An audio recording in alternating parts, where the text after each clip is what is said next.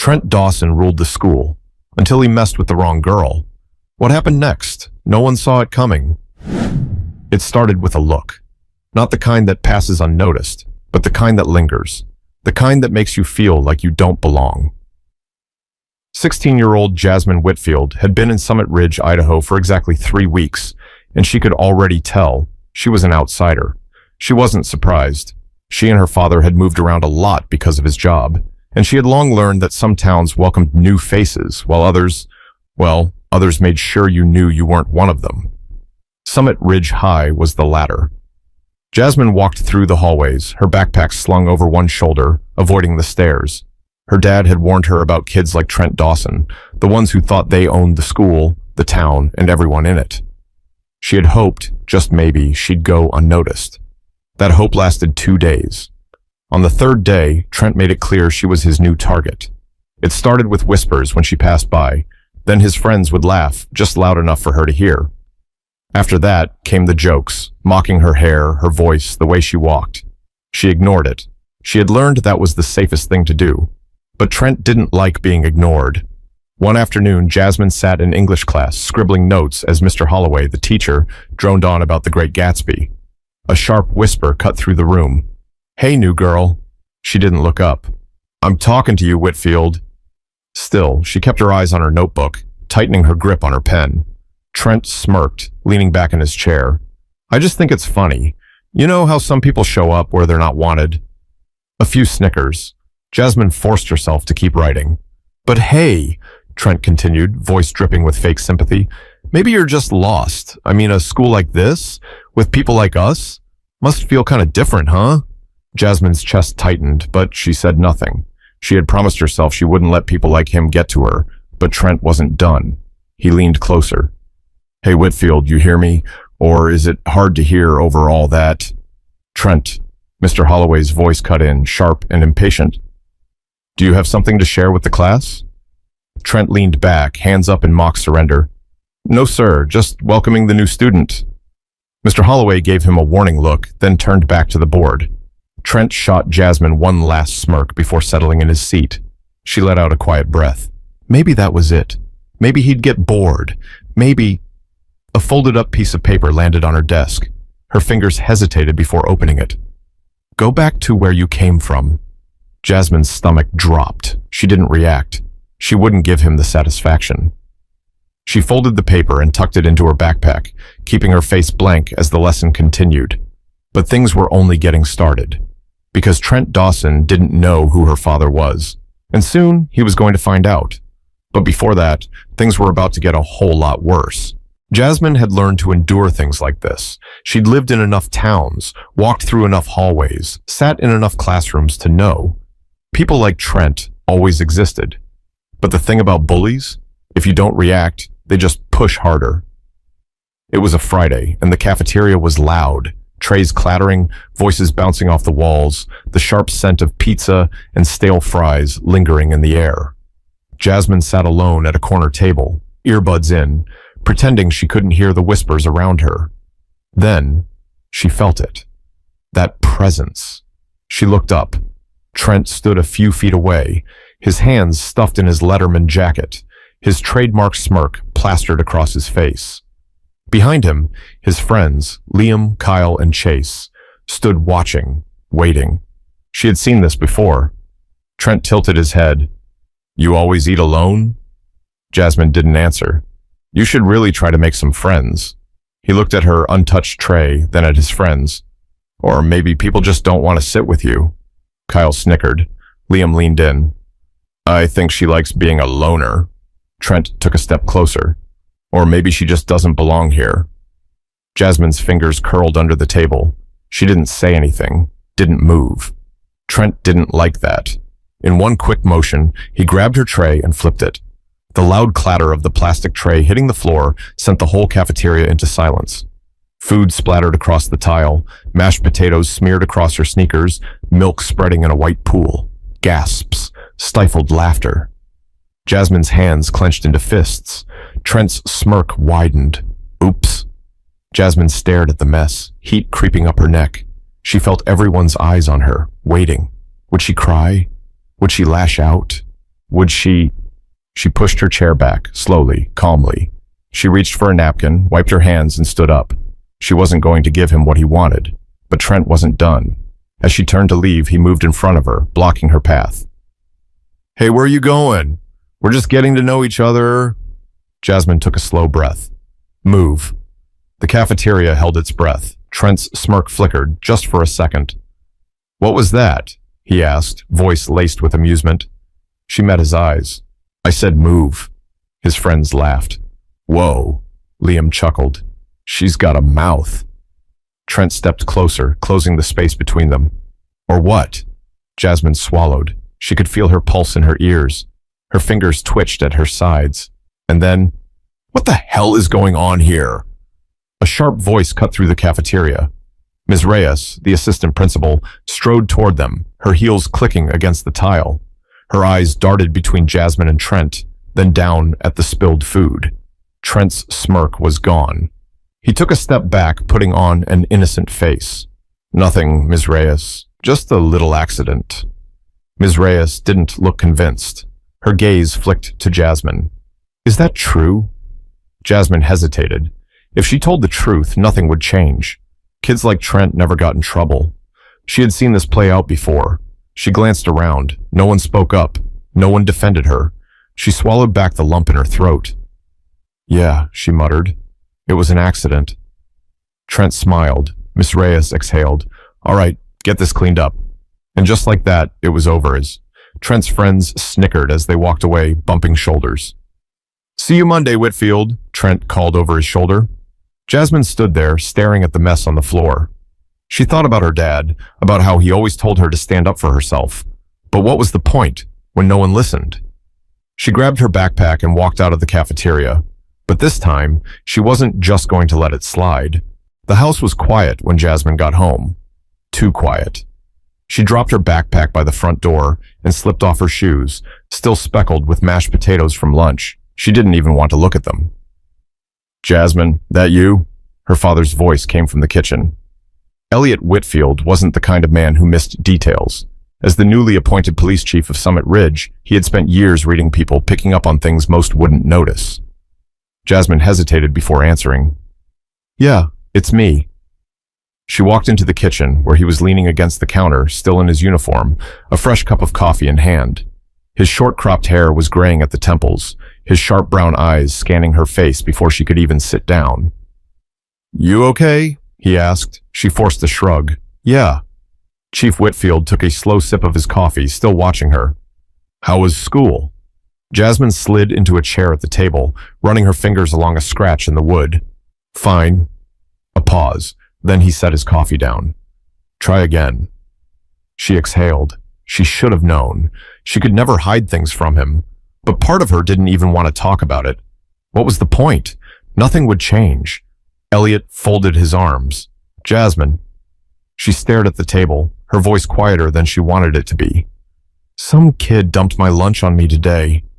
The words sat in the air between them. Her father didn't react right away. He was too controlled for that. But his eyes darkened just slightly, his jaw tightening. "Who?" Jasmine hesitated. She didn't want to give him the name. She didn't want him to march down to the school and make things worse. She had learned, time and time again, that calling out people like Trent Dawson only made them push harder. "It doesn't matter," she muttered.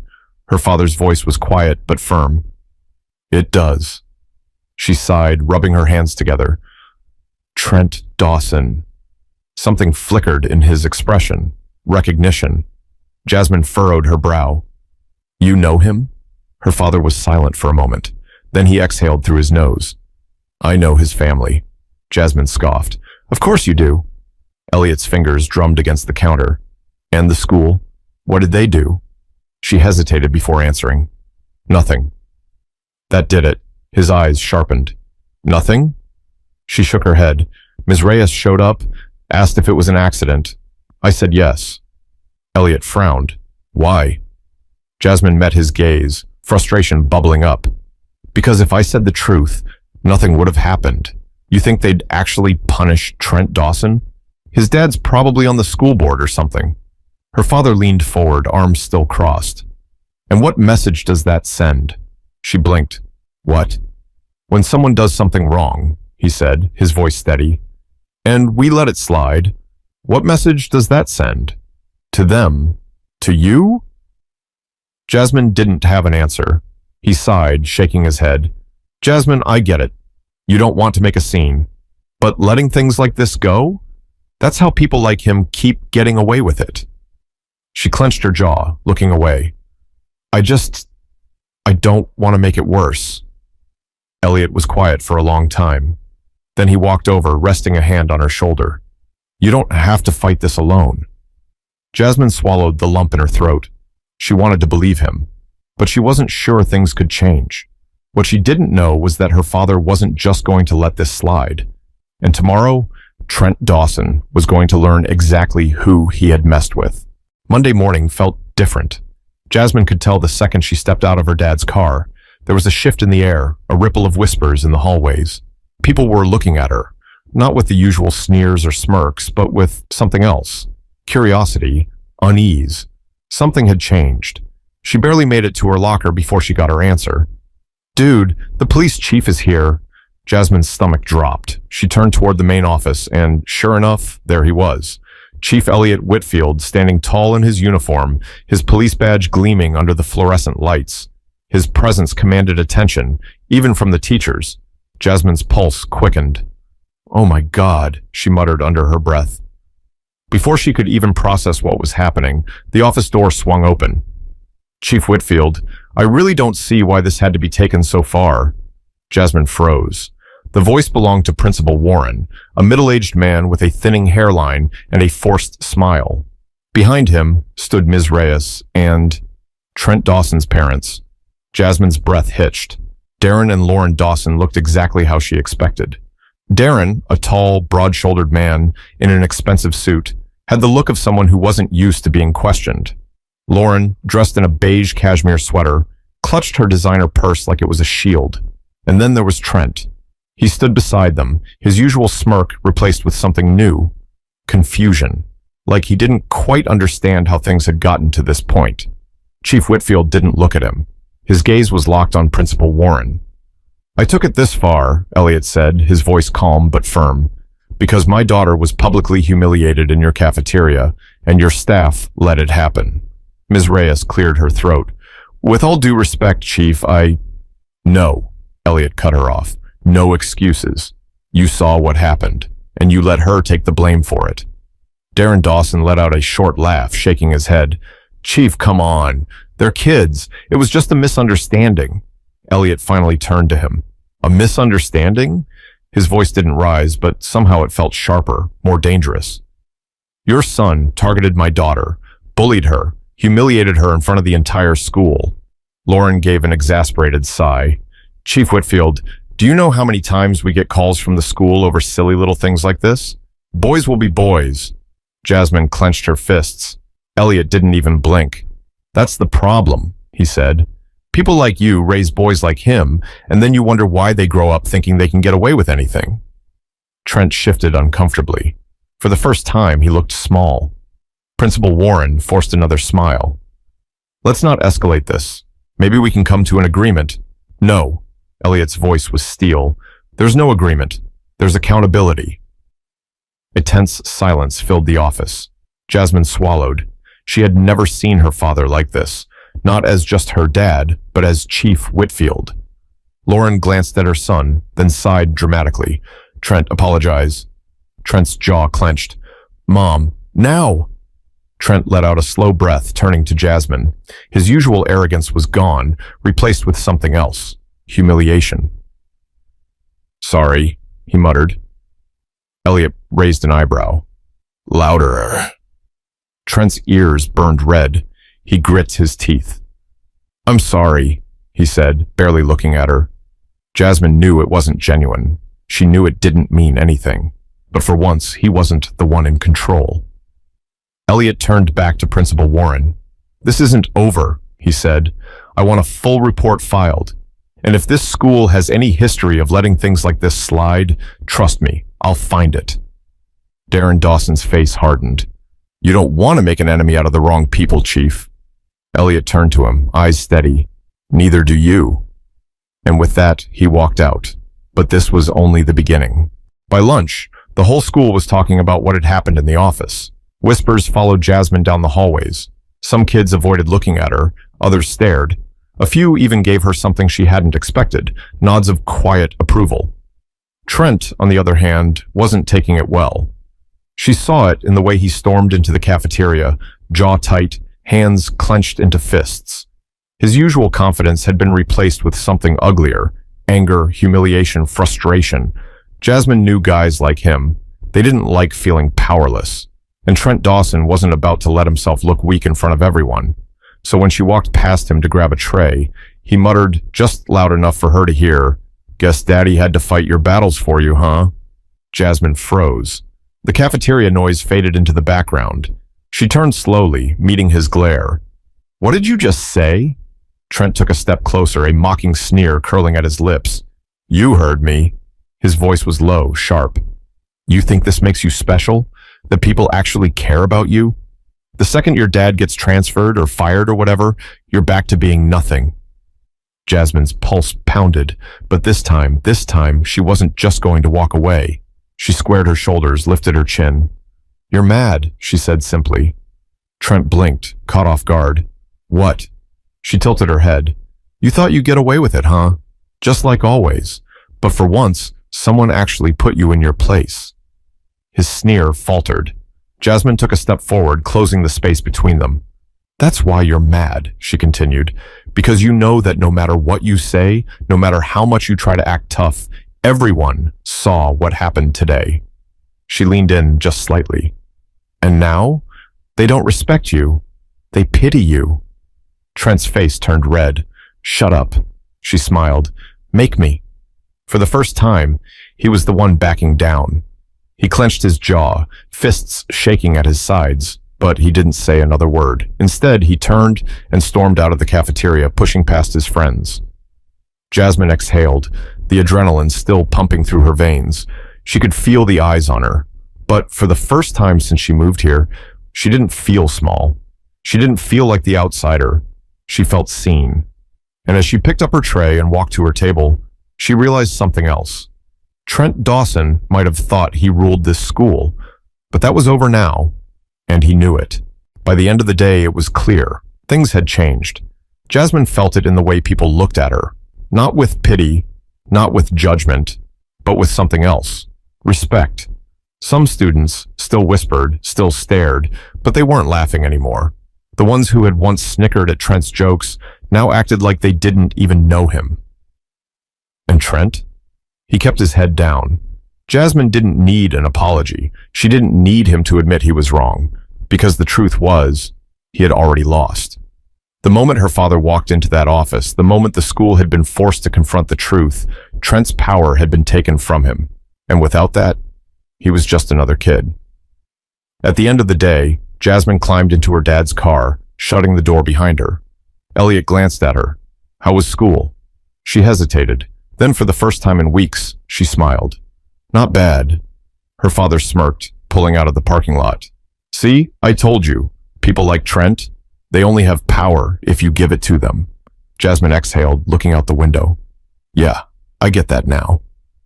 A comfortable silence filled the car as they drove through town. Then Elliot spoke again. "You know, I didn't stand up for you because I thought you were weak." She frowned. "What?" He kept his eyes on the road. "I did it because I knew you weren't." Jasmine blinked. Elliot glanced at her, a small smile tugging at his lips. "I just needed you to see it for yourself." Jasmine swallowed the lump in her throat, looking down at her hands.